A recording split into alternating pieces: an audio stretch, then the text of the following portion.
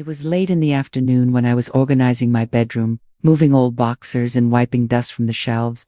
The house was quiet, the kind of quiet that makes every small sound feel louder than it should. That's when I heard the door creak. Behind me, I froze. Slowly, I turned around, and there stood Alden in the doorway. He wasn't supposed to be home yet. My heart skipped as his eyes landed on what I was holding in my hands. It wasn't dangerous, but it was personal. Something private I had taken out while cleaning without thinking. For a moment, neither of us spoke. Alden was tall and slim, his dark hair falling slightly into his blue eyes, the same eyes that usually held a playful spark. "What's that?" he asked lightly. Heat rushed to my face. I quickly dropped the item and grabbed a pillow from the bed to cover it. "It's nothing," I muttered. "You shouldn't be in here." He leaned against the door frame, curiosity growing instead of fading. "No need to be embarrassed," he said with a small laugh. "Everyone has their own things."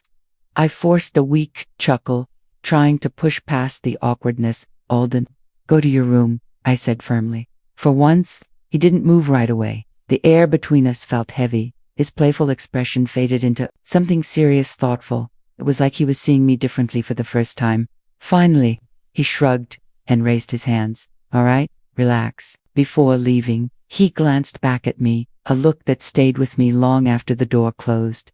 I sat on the edge of the bed, my heart racing. Something had shifted, and I couldn't ignore it. That evening, I tried to act normal. I made dinner, folded laundry, sat beside Victor while he watched old TV shows. But my thoughts kept drifting back to Alden. Victor didn't notice, he rarely did anymore. Since retiring, he lived in his own quiet world of hobbies and routines. Sometimes I felt more like someone keeping the house running than a wife. When I heard Alden's door close down the hallway and music start playing softly, my chest tightened. For reasons I didn't understand, I went into the kitchen to clear my head. A moment later, Alden walked in quietly. "Still up?" he asked, grabbing a bottle of water. "Could ask you the same," I replied. He leaned against the counter.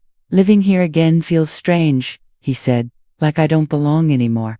That softened something in me. "You'll figure things out," I told him. "You always do." He smiled. "Thanks. That means more than you know." Silence filled the kitchen, not uncomfortable, just intense. Then he added playfully, "And the bot earlier, don't worry about it. I'd rather forget it happened," I said quickly. "Fair enough," he laughed, but something in his tone told me the moment wouldn't be so easy to forget. The next morning at breakfast felt different. Every small movement seemed louder. Every glance felt longer. Victor noticed nothing, but I did afterward. Alden surprised me by helping with the dishes. "You don't have to," I said. "I want to," he replied. As we worked, our hands bumped, reaching for the same glass. He paused. "You're different?" he said quietly. "Different? How?" "You actually listen. You care. Not many people do." I didn't know what to say.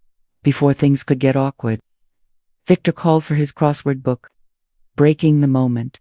But something had clearly begun.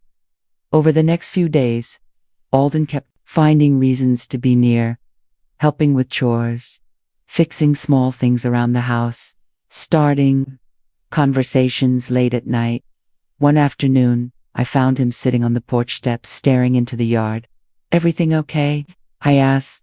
"Just thinking about life," he said. "About where I'm going." "You're young," I told him. "You have time?" He nodded. Double quotes. "Do you ever feel stuck?" he asked softly. That question hit deeper than I expected. I placed a hand on his shoulder. "You're not stuck," I said, even though part of me felt like I was. Then came the stormy night. Thunder rolled outside. The lights flickered. Victor had gone to bed early. Alden walked in with 2 glasses of juice and sat across from me. "Mind some company?" he asked. We talked quietly as the rain hit the windows. "Do you ever feel like you should be living a different life?" he asked. Thought. I hesitated.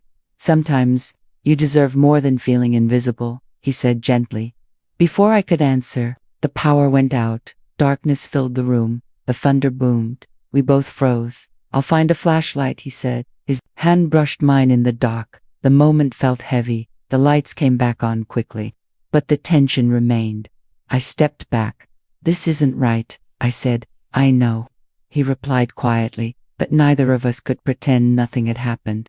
After that, things became complicated. We avoided each other, then didn't stole on, looks short, conversations filled with meaning, until one day in the laundry room he finally said, "We can't keep pretending. This has to stop." I told him. Why? Because it's scary. Or because it's real. His words shook me. "I don't want to lose you," he said.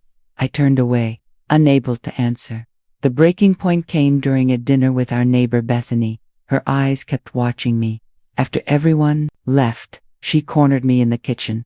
"You and Alden seem close lately," she said calmly. My heart dropped. "Be careful," she warned. Secrets always surfaced. From that moment, fear followed me everywhere. Days later, Victor came home early. He found Alden and me standing too close in the laundry room. He didn't say anything then, but that night, he called Alden into the living room. Voices rose. Accusations flew. "I know something's going on," Victor shouted. I stepped in, shaking. "Tell me the truth," Victor demanded. My silence answered for me. His face broke. Alden was told to leave the house that night. As Alden packed, I followed him outside. "I'm sorry," I whispered. "This isn't over," he said quietly. Then he drove away. The house felt empty after that. Victor barely spoke to me. A week later, a letter arrived. It was from Alden. He wrote that he cared deeply, that he didn't regret standing up for what he felt, and that one day we'd talk again. I folded the letter and hid it away, because deep down I knew this story wasn't finished.